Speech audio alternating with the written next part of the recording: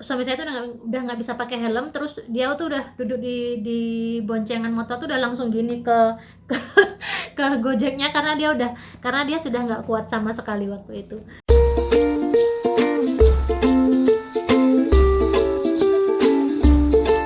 You can always face the long embrace of the setting sun. Taste its warmth on your skin. One last exhale of a big ordeal. Hai teman-teman semua, apa kabar? Semoga dimanapun teman-teman berada selalu dalam keadaan sehat, bahagia, dan juga tidak kekurangan sesuatu apapun. Amin ya robbal alamin. Dan yang terpenting, jangan lupa untuk selalu be happy, be healthy, be you, and be original. Kembali lagi bersama saya Dewi Pobo. Dan juga untuk teman-teman yang baru pertama kali datang ke channel saya mengucapkan Sugeng Rawo. Perkenalkan, saya Dewi, asal saya dari Yogyakarta dan saya tinggal di Spanyol. Dan juga jangan lupa untuk menekan tombol subscribe dan juga menekan tombol lonceng notifikasi agar teman-teman tidak ketinggalan video-video dari Dewi Pobo Channel, dan juga agar saya semakin semangat untuk membuat konten-konten selanjutnya. Terima kasih. Hari ini saya mau sharing pengalaman saya dan suami tentang buah durian. Suami saya belum pernah makan yang namanya buah durian sampai dengan tahun 2020 di bulan Februari itu pertama kali dia makan durian. Jadi sebelumnya itu dia belum pernah mencoba mencicipi buah durian. Jadi dia bilang buah durian itu baunya memang tidak enak. Dia bilang seperti bau kaos kaki, dan dia membayangkan pasti rasanya bakal kurang lebih sama dengan aromanya, karena dia bilang aromanya seperti kaos kaki, seperti tempat sampah gitu. Dan saya itu selalu bilang sama dia bahwa durian itu rasanya tidak seburuk yang dia bayangkan, bahwa rasanya itu enak. Walaupun teman-teman, saya sendiri sebenarnya saat ini tuh nggak terlalu doyan dengan durian, karena saya juga pernah punya pengalaman pahit dengan durian. Saya pernah mabuk durian, dan sekarang itu saya nggak bisa makan durian banyak-banyak. Paling banter tuh cuman satu biji, satu pongge ya namanya. Cuman itu, kalau lebih dari itu saya pun pusing dan mual. Tapi dulu saya pernah suka dengan yang namanya durian.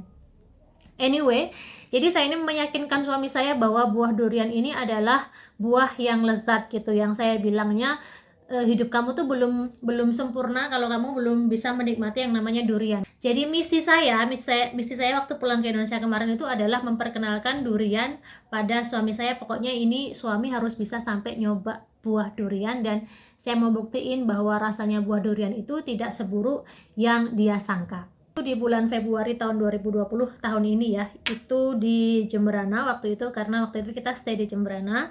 Saya lihat di pinggir jalan itu ada yang jual durian. Jadi saya bilang, berhenti dulu, kita cobain durian gitu, karena memang misi saya tadi yang saya bilang tadi, mau memperkenalkan durian ke suami saya. Dan kita berhenti makan durian di sana. Itu pertama kalinya suami saya makan durian, dan itu dia baru bisa membuktikan bahwa rasa durian itu tidak seburuk seperti yang dia bayangkan. Itu yang pertama ya. Tapi waktu itu dia belum begitu bisa menikmati. So beberapa hari kemudian ibu saya datang ke Bali, dan waktu itu kita lagi jalan-jalan juga waktu itu.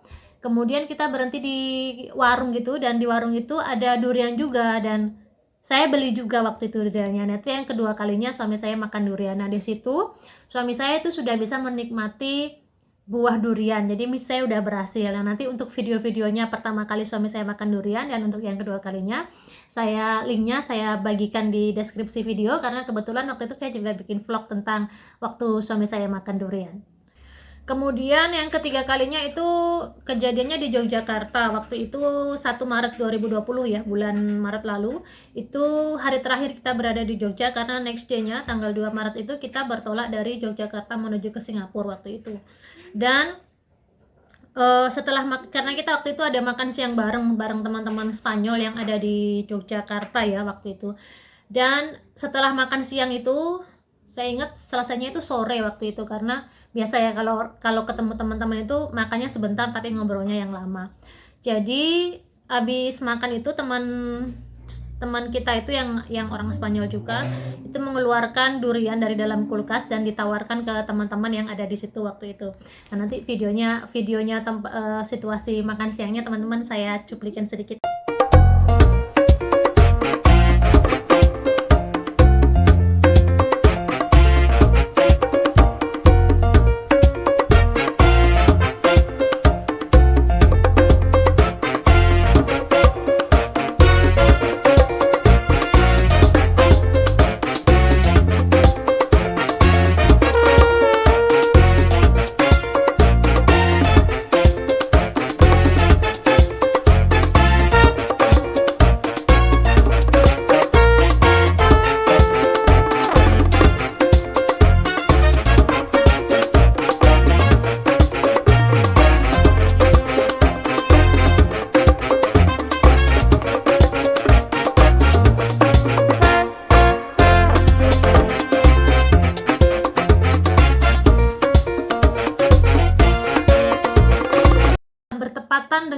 tanggal itu malamnya itu ada konser musik White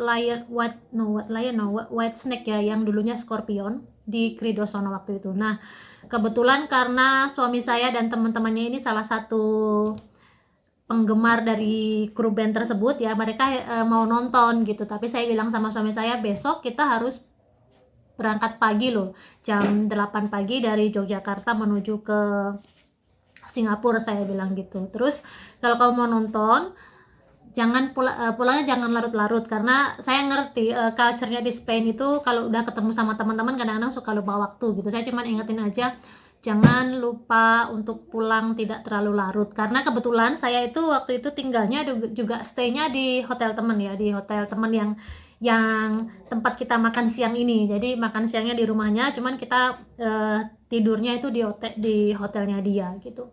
Dan dia berangkat ke konser sama teman-temannya ya waktu itu, dan saya pulang ke hotel. Dan itu kalau nggak salah kurang lebih jam 10 malam mereka tuh baru berangkat. Dan saya bilang, ini kayaknya mereka bakalan telat deh, karena biasanya kalau ada konser tuh kan berangkatnya harusnya lebih lebih awal ya untuk antri tiket segala macamnya. Ini mereka berangkatnya tuh udah telat. Saya feelingnya paling mereka bisa masuk, si konsernya ini udah mulai gitu. Lalu sebelum jam 12 malam itu dia udah nyampe hotel lagi. Saya tanya, kenapa gitu, dia udah nggak bisa jawab. Atau badanku nggak enak, tapi dia nggak jawab. Dia masuk sampai konsernya udah selesai apa belum. Cuman saya pikir ini konser bakalan selesai sekitar jam 2-an lah kurang lebih, atau setelah jam 12 malam lah. Ini sebelum jam 12 kok dia udah pulang, padahal mereka berangkatnya tuh jam 10 malam gitu.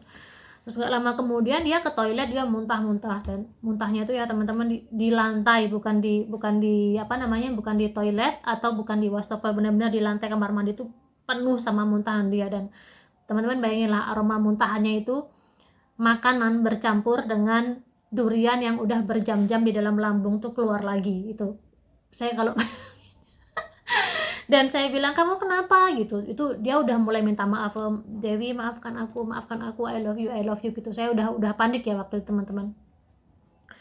Saya bersihkan kamar mandinya, dan dia bilang aku badanku panas. Dan suami saya itu buka baju, benar-benar dia nggak pakai baju apa-apa karena dia merasa panas. Tonton deh videonya, ini saya share videonya.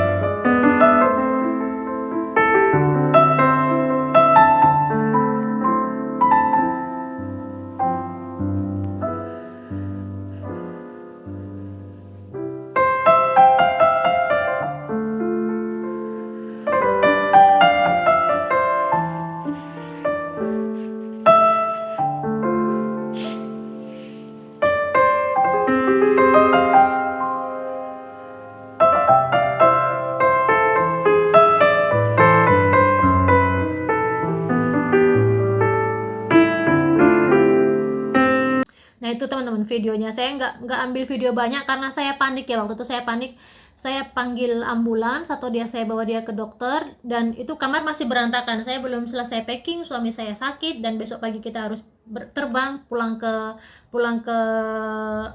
Spanyol ya waktu itu. Tapi kita masih mau berhenti di beberapa negara dulu. Nah itu antara panik ya, suami saya sakit, saya belum packing, kemudian pagi-pagi harus berangkat, dan kita harus segera pulang karena waktu itu kita udah bingung dengan kondisi corona ya. Waktu itu awal Maret tuh kan yang lagi naik-naiknya tuh corona. Jadi kita pokoknya nggak bisa harus pulang. Cuman gimana pun juga keselamatan suami mesti utama ya, Saya bilang, saya panggil ambulan ya, saya telepon ambulan ya. Dia bilang, no aku nggak mau ke rumah sakit, karena kalau aku ke rumah sakit besok kita nggak bisa pulang, dan aku mau kita bertiga cepat-cepat pergi dari Indonesia sebelum corona ini benar-benar merajalela waktu itu. Aduh gimana. Terus saya mulai searching di internet. Saya feeling aja ini pasti mabuk durian nih suami saya, karena dari aroma yang keluar dari mulutnya. Saya cari di internet ya, gimana caranya mengatasi orang yang mabuk durian. Dari mulai dikasih air hangat pakai garam, kemudian dikasih air kelapa. Cuman cari air kelapa yang segar tuh kan susah kalau malam di Jogja teman-teman. Jadi saya tuh pesan GoFood untuk beli hidrokoko apa namanya ya, saya lupa, pokoknya yang minuman yang koko gitu di Indomaret apa di apa namanya teman-teman, Alfamart ya kalau saya nggak salah waktu itu. Saya pesan itu, saya kasih minum dia itu. Saya kasih minum, nggak nyampe nunggu 5 menit udah keluar lagi, itu saya kasih lagi keluar lagi, pokoknya semua yang saya masukin ke dalam perutnya itu semuanya keluar. Terus air garam, jadi waktu itu saya bilang sama saya bilang sama staf hotelnya, saya butuh masuk ke dapur kalian deh gitu. Saya masuk ke dapur mereka, saya bikin apa, air panas, saya ambil air, saya kasih garam, saya minta garam segala macamnya. Pokoknya saya turun naik ke dapur untuk suami saya ini. Saya bilang sama stafnya, suami saya mabuk durian. So itu benar-benar malam yang panjang, dan teman-teman suami saya, kayak yang teman-teman lihat di video ya, suami saya itu benar-benar dia nggak pernah yang namanya itu tidur di lantai tanpa alas, tanpa baju, itu belum pernah sebelumnya, apalagi di toilet ya teman-teman. Dia belum pernah melakukan itu sebelumnya. Cuman waktu pas mabuk durian itu, karena dia kepanasan, dia tuh di lantai toilet, jadi dia muntah di situ, dia nangis di situ, dia minta disiram badannya di situ, dia minta maaf di situ. Pokoknya benar-benar saya merasa antara mau kehilangan suami, tapi saya harus selamatkan dia, saya harus packing besok. Jadi di kepala saya tuh benar-benar campur aduk waktu itu. Dan itu dia mabuk duriannya itu lebih dari 10 kali loh teman-teman, dari sebelum jam 12 sampai jam 3 pagi. Jadi wah, teman-teman bayangin lah, itu hari terakhir harus berangkat pagi-pagi. Suami saya benar-benar dalam keadaan saya nggak tahu, mungkin sekarat kali dia. Dia mau saya bawa ke dokter, pokoknya dia pesan-pesan, aku nggak mau. Dia bilang, aku malu kalau sampai aku ke rumah sakit gara-gara mabuk durian, dia bilang gitu. Pokoknya dia nggak mau, pokoknya selamatkan aku tapi jangan bawa aku ke rumah sakit gitu. Terus saya tanya sama si Habi, sama teman kita ini, kalian sebenarnya masuk ke konser nggak sih gitu. Ternyata teman-teman, mereka tuh nggak sempat masuk karena si Nacho-nya itu dia udah di waktu itu mereka tuh lagi antri tiket untuk masuk gitu ya. Nacho-nya tuh udah sempoyongan gitu. Terus akhirnya sama si Habi ini diteleponin Gojek teman-teman, karena kalau diteleponin Gokar waktu itu kan jalanan di sekitaran situ kan macet ya, karena lagi ada konser. Jadi biar cepet gitu katanya dipesenin Gojek. Jadi waktu itu dia naik Gojek, dia masih sempat bertahan naik Gojek dari Kridosono ke jalan Gejayan, karena hotelnya itu di Jalan Gejayan. Dia bilang si Nacho itu udah nggak bisa pakai helm, terus suami saya itu udah nggak bisa pakai helm, terus dia tuh udah duduk di boncengan motor tuh udah langsung gini ke Gojeknya, karena dia sudah nggak kuat sama sekali waktu itu. Terus kan udah muntah gitu ya, jadi dia tuh muntah di lantai tuh sambil saya guyur pakai air hangat. Jadi seperti saya mandiin anak kecil, tapi dia melantai gitu. Saya guyur pakai air, terus dia muntah lagi. Jadi kerjaan saya itu membersihkan aromanya, karena aromanya nggak enak ya teman-teman. Saya buka tuh semua jendela-jendela di hotel itu, saya guyur, saya bersihkan. Udah bersih dia muntah lagi, sampai jam 3 pagi. Waktu itu jam 3 pagi tuh saya tunggu, dia udah nggak muntah lagi, tapi dia masih nangis terus tuh di kamar mandi. Dia masih nangis terus sambil minta maaf gitu. Terus udah nggak muntah lagi, saya bilang, saya mandiin tuh dia, saya sabunin karena badannya bau muntah ya. Terus udah itu dia kuat tuh, dia kuat berdiri, dia jalan ke tempat tidur, dia tidur. Itu pun tidur saya malam itu saya nggak bisa tidur sama sekali, karena saya jaga-jaga nih orang tidur apa wassalam gitu. Apa tidur selamanya. Jadi saya antara takut dan capek, tapi itu juga takut juga. Jadi saya benar-benar melek terus jagain si suami saya ini sambil saya packing.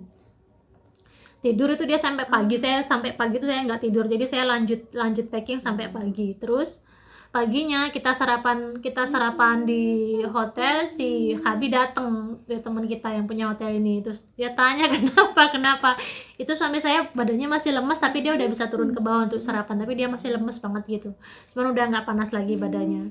Paginya itu saya masih sempat tanya, Nacho kamu udah kuat terbang apa belum, karena kita ini mau perjalanan jauh loh, kita mau perjalanan jauh Kalau dari Jogja ke Singapurnya sih cuman berapa ya, 2 jam ya kalau saya nggak salah. Tapi waktu itu kita melanjutkan perjalanan dari Singapura ke Switzerland. Jadi mau perjalanan jauh, kalau kamu nggak kuat kita postpone aja. Ini mumpung masih ada waktu nih untuk telepon ke airline, saya bilang gitu. Dan suami saya juga ragu waktu itu karena antara situasi corona di Eropa waktu itu juga lumayan lumayan parah ya teman-teman. Jadi antara, kalaupun kita takutnya gini, kalau sampai nanti ada aksesnya ditutup, kita bakalan nggak bisa masuk Eropa, dia bilang gitu. Dan kita nggak tahu bakal berapa lama ini wabah ini, dia bilang gitu. Jadi kita mau harus pulang karena suami saya itu lebih lebih prefer kalau misalnya ada apa-apa gitu, dia lebih prefer kita berada di Spanyol daripada di negara lain gitu. Udah. Jadi waktu itu kita akhirnya berangkat ke Singapura ya. Suami saya masih lemes banget itu badannya, dan saya yang harus menjaga suami dan anak dan juga barang-barang yang kita bawa waktu itu.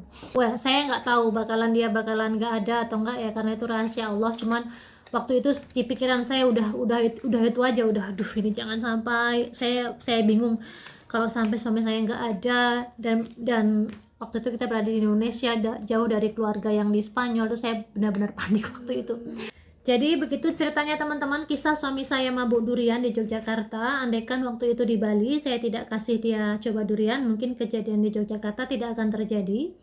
Cuma dengan kejadian itu juga menjadi pelajaran untuk saya, jangan sampai di lain waktu, di kedepannya saya memaksakan sesuatu kepada orang lain yang orang lain tidak suka, memaksakan sesuatu yang saya anggap baik padahal belum tentu baik untuk orang lain ya, yang saya anggap itu sesuatu yang istimewa belum tentu juga istimewa untuk orang lain. Jadi lebih membuat saya bercermin pada diri saya sendiri untuk lebih bisa menghargai orang lain, untuk lebih bisa menghargai pilihan orang lain, menghargai apa yang orang lain suka dan apa yang orang lain tidak suka. Mudah-mudahan video ini juga memberi manfaat untuk teman-teman. Jangan sampai nanti kalau ada orang yang tidak doyan durian, teman-teman paksa untuk makan durian, nanti kejadiannya seperti suami saya ya, berbahaya teman-teman. So, sekian dulu video kita hari ini. Jangan lupa untuk memberikan like, komen, dan juga share ke seluruh media sosial teman-teman semua. Dan juga jangan lupa untuk tekan tombol subscribe dan juga tekan tombol lonceng notifikasi agar teman-teman tidak ketinggalan video-video dari Dewi Channel. Matur nuwun sudah menonton, and I'll see you in the next video. Bye bye.